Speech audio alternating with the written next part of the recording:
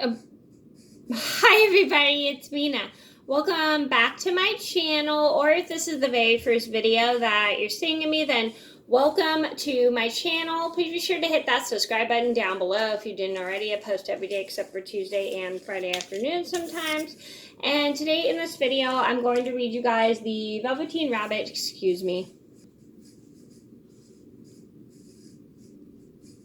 There, I like this angle better. Sorry, I moved the camera up more just because I felt like it was easier. So today in this video, I'm going to read you guys one of my favorite books, The Velveteen Rabbit. I'm really excited to read this. I have not read this story since I was a child. So here we go.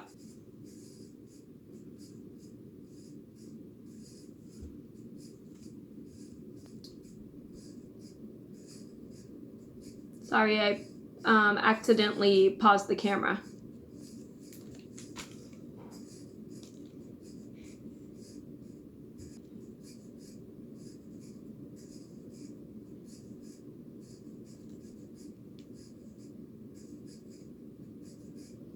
There was once a Velveteen Rabbit, and in the beginning he was really splendid. He was fat and bunchy as a rabbit should be. His coat was spotted brown and white. He had real thread whiskers, and his ears were lined with pink satin. On Christmas morning, when he sat wedged in top of a boy's stocking with a sprig of holly between his paws, the effect was charming. There were other things in the stocking, nuts and oranges, and a toy engine, and chocolate almonds, and a clockwork mouse, but the rabbit was quite best of all. For at least 2 hours the boy loved him, and then aunts... How cute is he?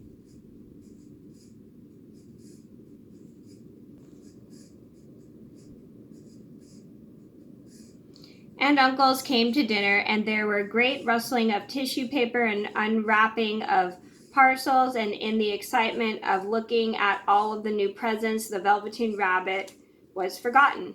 For a long time he lived in the toy cupboard or on the nursery floor, and no one thought very much about him.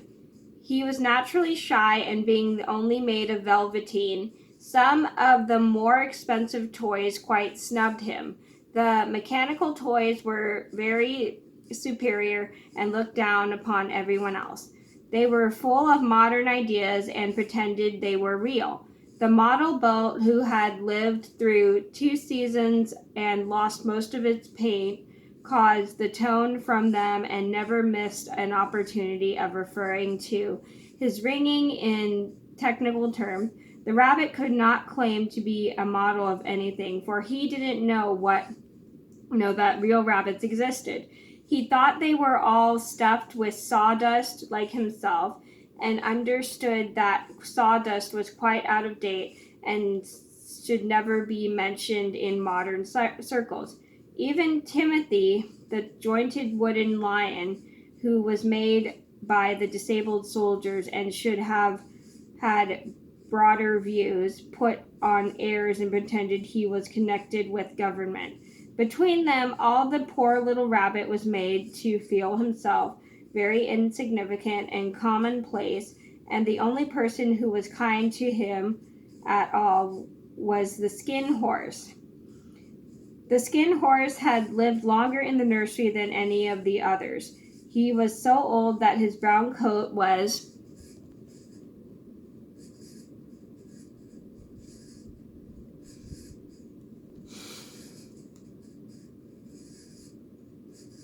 bald in patches and showed the seams underneath, and most of the hairs in his tail had been pulled out to string bead necklaces. He was wise, for he had seen a long succession of mechanical toys arrive to boast and swagger, and by break their mainsprings and pass away, and he knew that they were only toys and would never turn into anything else. For nursery magic is very strange and wonderful, and only those playthings that are old and wise and experienced like the skin horse understood all about it. "What is real?" asked the rabbit one day when they were lying side by side near the nursery fender before Nana came to tidy the room. "Does it mean having things that buzz inside of you or a stick out of handle?" "Real isn't how you are made," said the Skin Horse. "It's a thing that happens to you. When a child loves you for a long, long time, not just to play with, but really for a long, long time, but really loves you, then you become real." "Does it hurt?" asked the rabbit. "Sometimes," said the Skin Horse, for he was always truthful. "When you are real, you don't mind being hurt." "Does it happen all at once, like being wound up?" he asked, or bit by bit. "It doesn't happen all at once," said the Skin Horse. It takes a long time. That's why it doesn't often happen to people who break easily, or have sharp edges, or who have to be carefully kept. Generally, by the time you are real, most of your hair has been loved off, and your eyes drop out, and you get loose in the joints and very shabby. But these things don't matter at all, because once you are real, you can't be ugly except to people who don't understand. I suppose you are real," said the rabbit, and then he wished he had not said it, for he thought the Skin Horse might be sensitive. But the Skin Horse only smiled. "The boy's uncle made me real," he said. "That was a great many years ago. But once you are real, you can't become unreal again. It lasts for always." The rabbit sighed. He thought it would be a long time before his magic called real happened to him. He longed to become real. Sorry, I forgot to show you guys the picture. Hold on one second.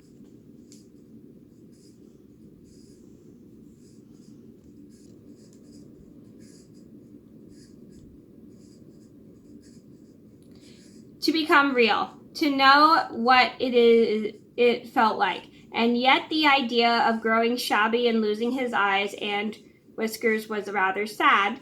He wished that he could become it without these uncomfortable things happening to him. There were a person called Nana who ruled the nursery. Sometimes she took no notice for the playthings lying about, and sometimes for no reason whatever she went swooping about like a great wind and hustled them away in the cupboard. She called this tidying up, and the playthings all hated it, especially the tiny ones. The rabbit didn't mind so much, for wherever he was thrown, he came down soft. One evening when the boy was going to bed, he couldn't find the china dog that always slept with him. Nana was in a hurry, and it was too much trouble to hunt for the china dogs at bedtime. So she simply looked about her, and seeing that the toy cupboard door stood open, she made a swoop. "Here," she said, "take your old bunny. He'll do to sleep with you." And she dragged the rabbit out by one ear, and put him in the boy's arms. That night, for many nights after, the Velveteen Rabbit slept in the boy's bed. And at first he found it rather uncomfortable, for the boy hugged him very tight, and sometimes he rolled over on him, and sometimes he pushed him too far under the pillow that the rabbit could scarcely breathe. And he missed too those long moonlight hours.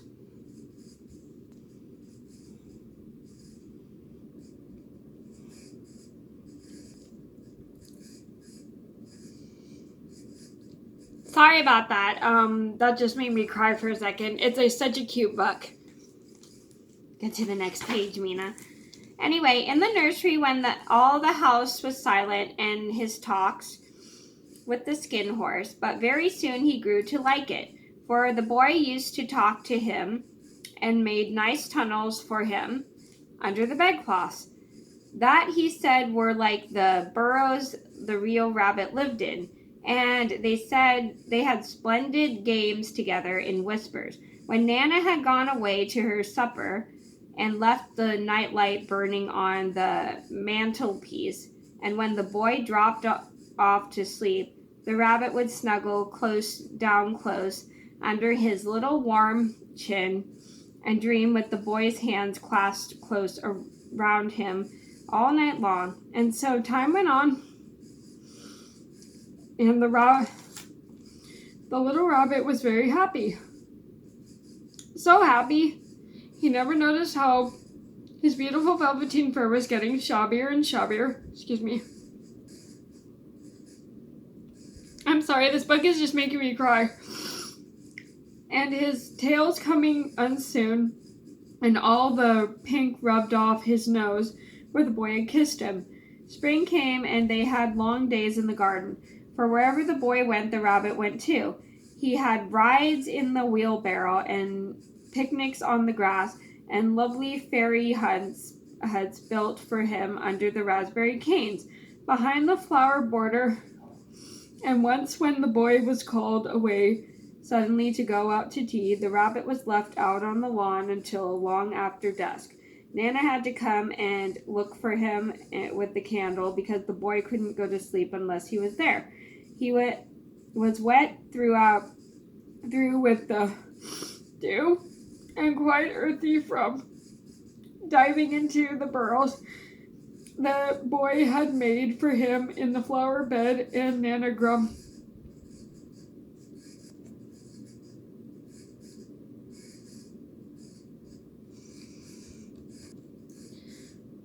as she rubbed him off with the corner of her apron.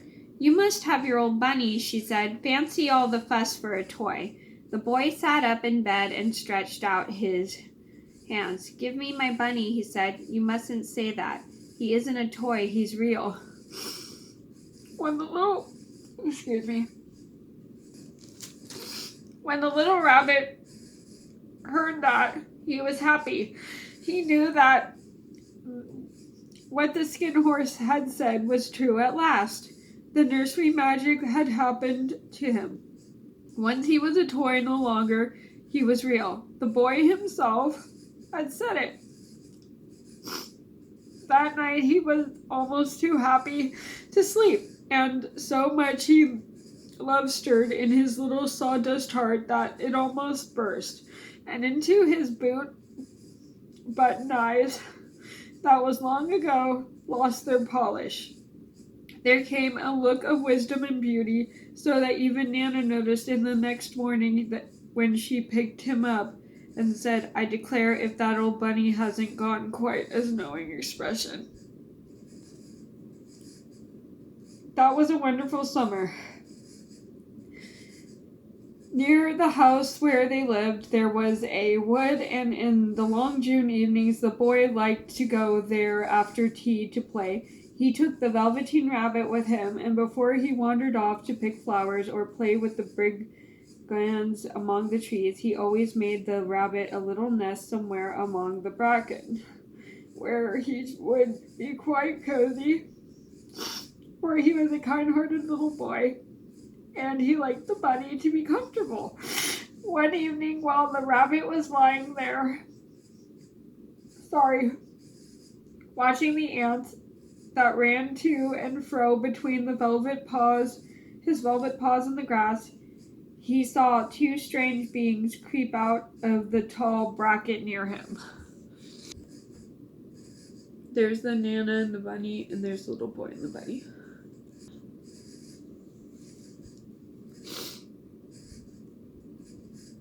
I apologize for crying. It's just this story makes me emotional. I haven't read it since I was a child, so I'm really happy to read it again. So I'm gonna stop the video here because unfortunately it's getting a little long. But thank you guys so much for watching. Please be sure to like and subscribe. Oh my gosh. I'm sorry.